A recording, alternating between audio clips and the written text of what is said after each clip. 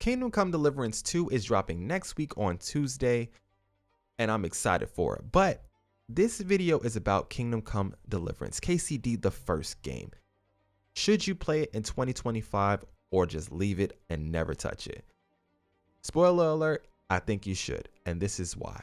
Let's get straight into this. So in order to talk about Kingdom Come Deliverance or KCD, we're going to have to talk about the negative things first so that you can basically overcome them, or at least hear what is wrong with the game, how to get around it. And then we'll talk about the great things that I found in this game, the life and the fun and everything that I found in this game, and basically why I recommend it even in 2025 when this game came out a long time ago. So without further ado, the first sore subject for everybody, lockpicking.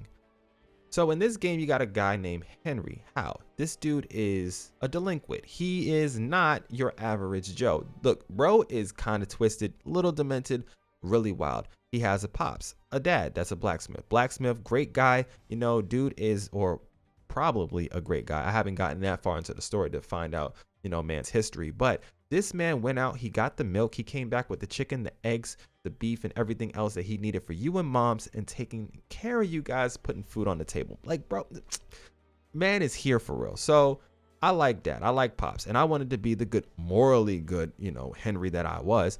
And he was like, hey son, go talk to Kanush, the drunkard, and go get, you know what, tell this man it's time to pay the dues. So I went over, I got tatted. This man beat the living hell out of me, and I've never gotten my face slapped the hell up so bad in all of my life. I ran back to my mother and was like, Dad, what the hell, bro? Like, what was that? And I thought I did something wrong. So I backed out. Started up another playthrough, started from the beginning. And this time I was like, you know what, Dad? I'm not playing your game. You know what? There's something wrong with this. So I went over to Kanish again, and I started to try to talk to this man. And I realized that this isn't a winning battle. Like, this dude is going to tap my face every single time with his fist if I try to talk to him. So I didn't. I went inside of his house and I saw that there was a chest there, and that chest needed to be lockpicked. And I was like, oh, huh, okay, cool. So I was like, I got to go to Fritz. Fritz has some lockpicks that he might be able to hand me. Let me go talk to him. I found him. He was standing outside of the tavern, you know, where my girl's staying at, Bianca. What's good, girl? And, you know, I was talking to my man Fritz, and he was like, yeah, sure, I got these. Here, handle your business. And I was like, great. I went back to that chest, and I realized that I hate this game. I hate this. Like, this is the worst thing that's ever been placed inside of a video game in video game history. Whoever created lockpicking in Kingdom Come Deliverance 1 hated their mother. Like, I mean, they hated themselves. They hated everybody. They hated the world, and they was coming for your life. That's just how I felt in the beginning. That's not how I feel anymore. But a lot of people are going to feel that way when they first try to get into this. It's really bad. It's that bad. So let's just talk about it. What's wrong with it? Everything. First of all, if you play on controller console like me, your life sucks. PC Master Race, y'all get a W once again. Controller and keyboard are really, really good for these types of games, for precision. Like, you just can control things a lot better. It's facts. We can't really get around it. You can adjust, and accessibility options and stuff now on console make things a lot better, a lot more even. But on controller, the experience is terrible, okay? Flat out.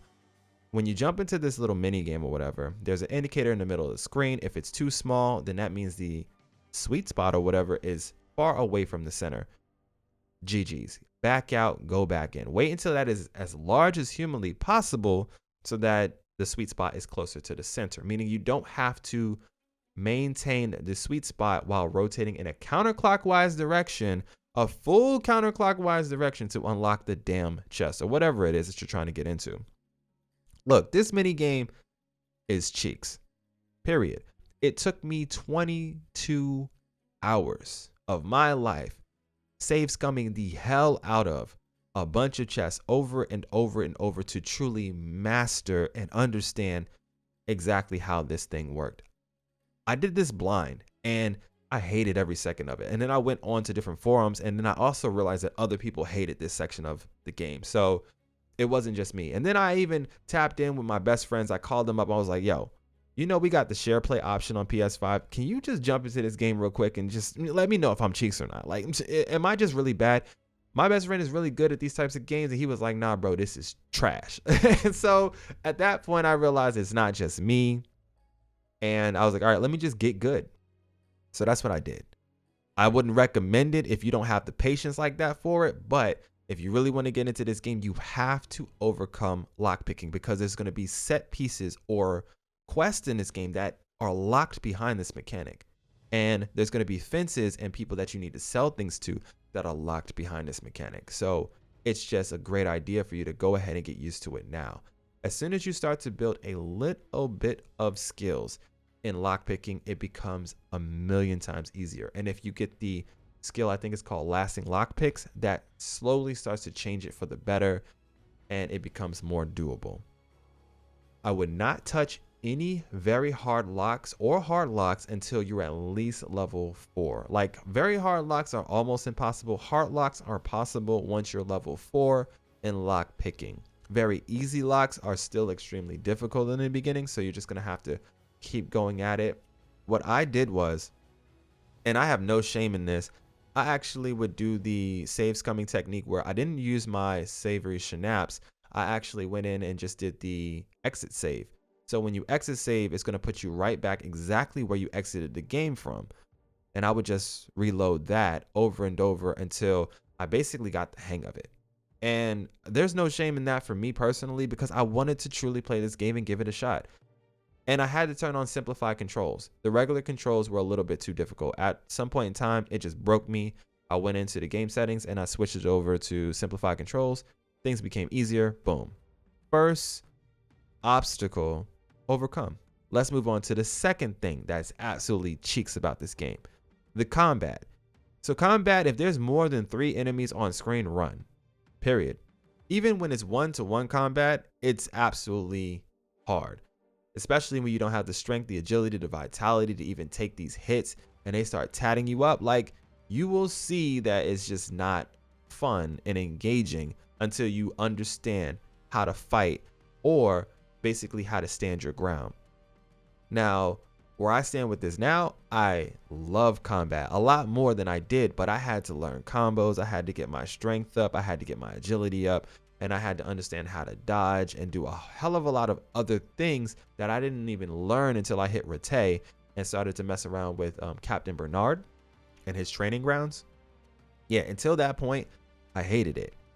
That is another obstacle that you have to overcome in this game. If you can get past lockpicking and get past combat, then you will step into the realm of, wow, this game is phenomenal. And it's phenomenal regardless. The presentation, the cutscenes, the story, I was locked in. I was tapped in from the very first second that everything was getting started.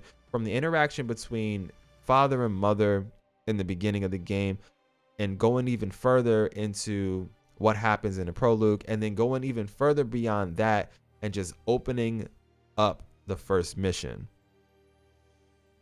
The drama, the tension, the conversation, the banter between characters, it was so damn good. And it's just so much here that this game is offering that I feel needs to be explored even in 2025. This game, I feel, aged extremely well. There is flicker, there is all types of screen issues. There was even a time where I had one of my horses show up as a green dot. I don't know what the hell that meant to me. Like, I was scared, logged out. I thought I was seeing green and red for real in life because, you know, lockpicking had me kind of twisted. But I logged out, logged back in. There, you know, there's some janky stuff and some glitches or whatever that are still present. But overall, the experience to this game is top notch. For something that came out years ago, and I'm talking like 7 years ago, I think they did a phenomenal job on it, and maybe you should give it a shot in 2025. Let me know how you feel about Kingdom Come Deliverance down in the comment section below. Have you ever played it? When you played it, did you just drop it like a bad habit, or did you actually give it a chance? I'm curious. I'll see you guys in the comment section, but have a wonderful day. This is your boy M. If you like what I do on the channel, you already know what to do. Smash that like button and sub, and I'll catch you in the next video. For now, though, I'm going to slide up out of here.